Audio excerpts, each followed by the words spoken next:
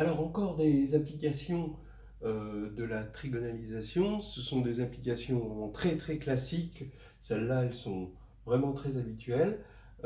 Si on prend A et B avec, donc c'est des matrices sur un corps K, avec qui A et qui B scindés ben, sur K, hein. Bon, alors on peut toujours les trouver scindés, quitte à prendre la clôture algébrique, hein, ou si vous préférez, travailler sur C quand vous êtes sur Q ou R. Euh, et si on suppose que AB est égal à BA, que A et B commutent, alors le spectre de A plus B est inclus dans le spectre de A plus le spectre de B. Alors qu'est-ce que ça veut dire ça, hein?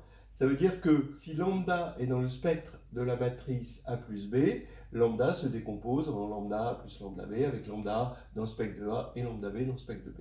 Voilà. Alors, bon, bah, d'où ça vient? C'est simplement que A et B sont trigonalisables dans une base commune, parce qu'ils commutent, et donc A plus B va pouvoir s'écrire avec une matrice de passage P qui correspond à cette base commune, PTA P-1 plus PTB P-1, d'accord, avec le même P, donc on peut mettre un facteur ici, et ici on va avoir TA plus TB, donc A plus B est semblable à TA plus TB. Et TA plus TB, bah, comme c'est une matrice triangulaire, par exemple supérieure, hein, et triangulaire supérieure pour TA et pour TB, bah, on va avoir d'une part le spectre de A sur la diagonale de TA, le spectre de B sur la diagonale de TB, et quand on va ajouter, bah, on ajoute les diagonales, et on a une matrice qui est encore une fois triangulaire supérieure, donc on voit apparaître, c'est ça qui est très pratique dans la trigonalisation, c'est qu'on voit apparaître le spectre. Et donc on voit bien qu'on a ajouté un élément du spectre de A à un élément du spectre de B. Attention, on a bien sûr une inclusion, parce qu'ici ce spectre il est de cardinal n, la dimension ou la taille si vous voulez des matrices. Donc ce spectre-là est de cardinal n, avec multiplicité évidemment, alors que là, ça, l'ensemble des sommes de spectre A plus spectre B, bah, ça peut atteindre n fois n, hein, d'accord, puisqu'il y a n possibilités là, et indépendamment n possibilités là, donc ce sera toujours strictement inclus, sauf dans des cas exceptionnels, hein, d'accord. Une autre application vraiment très très fréquente, celle-là, soit A, donc toujours une matrice carrée hein, sur un corps K, tel que qui A est scindé sur K, alors le spectre de AK est égal à lambda K quand lambda décrit spectre de A.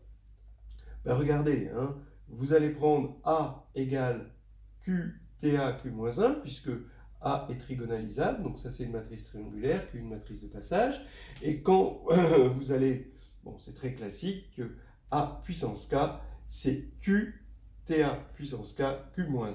Attention de ne pas mettre un puissance K ici, hein, c'est toujours Q et Q-1 ici. Et donc, toujours pareil, le spectre de A puissance K, c'est égal au spectre de TAK, mais le spectre de TAK, bah, comme ça va être triangulaire, cette matrice est encore triangulaire, avec sur la diagonale les puissances K de la diagonale de TA. Mais la diagonale de TA, c'est le spectre de A. Donc on a bien ceci. D'accord ? Alors maintenant, ça peut se généraliser. Alors de là démarrent plein de choses, hein. D'abord, ça peut se généraliser. Si A est inversible, alors vous pouvez le faire pour K égale moins 1.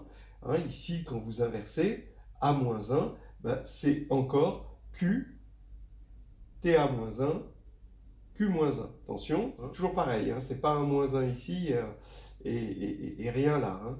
Quand on va mettre moins 1 des deux côtés, d'accord, ici, c'est ce Q moins 1 qui va aller de l'autre côté parce que la puissance moins 1, c'est un anti-automorphisme, et donc ici, on aura bien Q. Donc ici, on a TA moins 1 qui va être semblable à A moins 1. Et c'est terminé. On montre ça, puis après on met les puissances. Donc par combinaison linéaire, si P est un polynôme, le spectre de P de A, bah, c'est P, l'ensemble des P de lambda, quand lambda décrit spectre de A. Ça, c'est pas difficile. Et puis, et puis ensuite, bon, donc on fait exactement pareil, on fait des combinaisons de ceci, hein, en utilisant tout de même quelque chose qui est à bien connaître, c'est que quand vous prenez un polynôme P et ici vous faites QA, Q-1, et ben ça fait Q, P de A, Q-1. D'accord? Ça c'est un gros classique qu'on utilise très souvent. Bon, donc vous voyez là où on en est. En algèbre, on aime bien, même partout, on aime bien faire commuter le langage, hein, le côté bonnet blanc égale blanc bonnet. Et là, bah, le spectre de la puissance, bah, c'est la puissance du spectre, d'accord. Le spectre du polynôme, bah, c'est le polynôme du spectre. Et voilà, donc en fait, on a un théorème qu'on appelle des fois le théorème de la fonction spectrale, qui est un théorème de commutation du spectre. Donc le spectre de la fonction, c'est la fonction du spectre. Maintenant, pour quelle fonction ça peut se généraliser? Ben, on voit que si on est sur C maintenant, le spectre de l'exponentielle, c'est l'exponentielle du spectre. Et en fait, c'est pas tout à fait évident. C'est parce que là, il y a juste une petite subtilité de continuité, hein, que je vais expliquer. Si on regarde l'exponentielle de A, bah, ça a été défini l'exponentielle de A comme une limite d'une suite de polynômes en A. Hein. Ces polynômes, c'est les polynômes somme de x puissance k sur factoriel k, pour k positif ou nul. Donc ici, on a une suite de limites de polynômes, et là, c'est une limite de suite de polynômes conjugués de TA, une forme triangulaire de A. Et ici, on a vu qu'on pouvait commuter ici Q et Q-1, donc c'est toujours la limite quand n tend vers plus l'infini de Q, Pn de TA, Q-1. Donc j'ai sorti la conjugaison du polynôme, mais maintenant il faut que je la sorte aussi, si vous voulez, de la limite. D'accord? Parce que pour l'instant on en est là, et on veut ça. Et je peux la sortir de la limite parce que la fonction qui a une matrice M donne QM, Q-1, c'est une fonction qui est continue, hein, parce que la conjugaison est continue. Par exemple, vous pouvez dire que vous êtes en dimension finie et que c'est une application linéaire. Donc toutes les applications linéaires sont continues. Je vous rappelle qu'on est sur C, on pourrait le dire aussi sur R.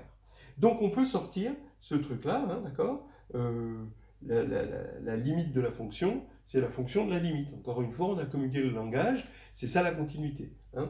Et ici, on va retrouver évidemment Q exponentielle de TA, Q-1.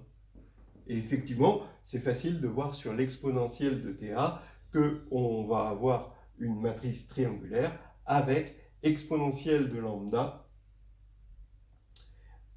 sur la diagonale, où lambda va décrire la diagonale de TA, c'est-à-dire le spectre de A. Voilà des choses intéressantes. Alors attention, la commutation du spectre, vous voyez que ça ne marche pas ici. Le spectre de la somme, c'est pas égal à la somme du spectre.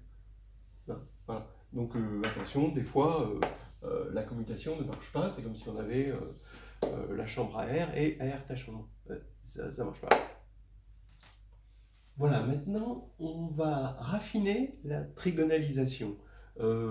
C'est-à-dire que on a vu que si A est une matrice carrée, un coefficient dans K, avec son polynôme caractéristique scindé sur K, alors A est trigonalisable, ça veut dire qu'elle est semblable à une matrice qui a cette forme-là.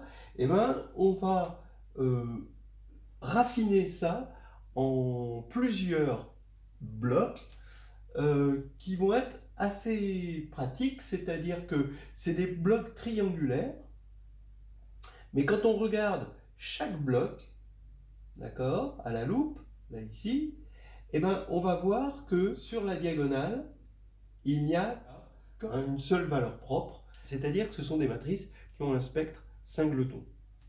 Voilà. Et ici, vous avez toujours un petit triangle. Donc, ça veut dire que ces matrices sont de la forme lambda matrice identité plus une matrice nilpotente ici, hein, puisqu'ici, on sait que quand il n'y a que des zéros là, d'accord, et ben, la matrice qu'on obtient est une matrice nilpotente. On peut le voir tout simplement avec le spectre nul et Cayley-Hamilton. Bien. Là, on a même quelque chose de plus, c'est-à-dire on a la taille ici de la matrice, ce bloc. On peut savoir, alors on aura supposé que tous les lambdas ici seront distincts. Et là, on a le bloc, la taille du bloc, c'est la multiplicité algébrique de lambda. Donc ça c'est amusant, parce que la multiplicité géométrique de lambda, c'était une certaine dimension, c'est pour ça que c'est... Et bien là, la multiplicité algébrique, ça va être aussi une dimension. Bon, on va montrer ce théorème qui finalement dit que toute matrice A est semblable à une matrice diagonalisable par bloc. Le spectre de chaque bloc est réduit à cet élément lambda. Et de plus, chaque bloc est de taille MA de lambda, la multiplicité algébrique de lambda. Voilà, c'est ça que l'on va voir. Donc, prenons la matrice A comme étant la matrice d'un certain endomorphisme U de Kn,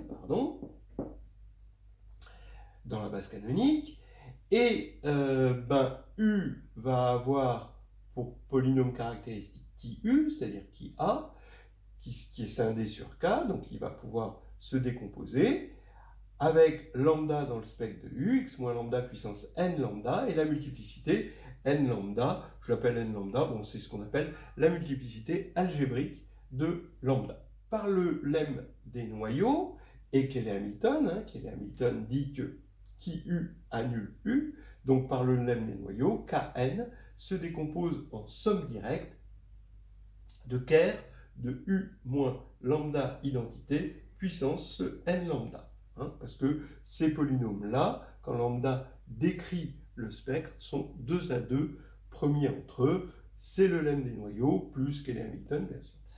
Alors, maintenant, voilà, on commence à s'approcher, donc ça c'était intermédiaire, mais bon, pour l'instant, on ne s'en sert pas, mais on commence à s'approcher de ça, parce que ici, ces sous-espaces-là, eh ben, ils sont stables par U. Ils sont stables par U, ben oui, parce que on a vu que U, comme il commute avec cet endomorphisme, U moins lambda identité puissance n lambda, puisque c'est un polynôme en U, ça, U commute avec tous les polynômes en U, et ben le noyau de ce polynôme en U est stable par U. Donc, quand on va regarder la matrice de U dans une base adaptée à ça, ça va être diagonale par bloc. Maintenant, regardons l'espace des blocs, c'est-à-dire les K lambda. C'est Ker de U moins lambda identité puissance n lambda. Donc ça, c'est les K lambda. Et étant donné que c'est stable par U, K lambda est stable par U, on va pouvoir définir l'induit de U sur K lambda, qui est un endomorphisme de K lambda. D'accord ? Voilà. Donc on l'appelle U lambda pour faire plus simple. Donc ça veut dire que A va être semblable à la matrice de U lambda 1 jusqu'à la matrice de U lambda K ici, d'accord ? Puisqu'on a une décomposition en somme directe et que chaque composante de la somme directe est stable par U.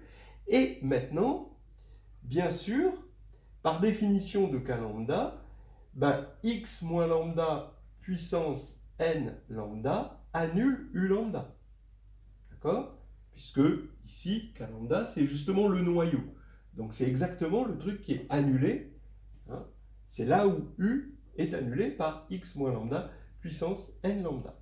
Voilà. Donc, si ce polynôme annule cet endomorphisme, c'est que donc le polynôme minimal divise ce polynôme, et donc, comme le spectre peut se voir, le spectre d'un endomorphisme peut se voir dans le polynôme minimal, le spectre est singleton. Donc on a bien un spectre singleton. Donc maintenant, on va pouvoir trigonaliser ces matrices-là. On a un polynôme annulateur qui est scindé. Donc ici, on peut trigonaliser chaque bloc. Et de plus, on peut trigonaliser et on va voir le spectre sur la diagonale. Et qu'est-ce qu'on va voir? Un spectre singleton lambda. D'accord? Donc, maintenant, vous savez, hein, vous avez l'habitude, j'espère, que quand vous pouvez réduire chaque bloc, alors vous allez pouvoir, en concaténant en quelque sorte les matrices de passage par bloc, par bloc diagonaux, vous allez pouvoir réduire toute la matrice qui est diagonale par bloc. Voilà. Et donc, maintenant, on va bien avoir cette forme-là, et on a une trigonalisation des blocs qui va nous donner une trigonalisation de chaque bloc, qui va nous donner globalement une trigonalisation de A par blocs diagonaux triangulaires, comme ceci. Alors, ça c'est quand même un joli raffinement de la trigonalisation, même si ce n'est pas le point final, parce que le point final de l'histoire, en fait, c'est quand on aura une forme. Là, vous voyez, vous avez une forme, mais ce n'est pas encore une forme normale, il n'y a pas unicité, d'accord, d'une matrice semblable à A sous cette forme-là. Il n'y aura pas non plus unicité sous cette forme-là, hein, d'accord? C'est-à-dire que les éléments ici vont être uniques, mais ces éléments-là, ils restent non uniques. Il faut arriver au bloc de Jordan pour arriver au point final de l'histoire, c'est-à-dire au moment où on a l'unicité. Mais que ce soit à la grecque externe comme à la grecque interne, ce n'est pas au programme. C'est juste dans un voisinage du programme, on a envie de dire, on va le prendre, c'est quand même là. Donc de temps en temps, on est tenté de l'utiliser, mais je sais pas, lisez le programme, ça y est pas. Alors maintenant, il reste encore la taille des blocs. Il se trouve que la taille, c'est MA de lambda.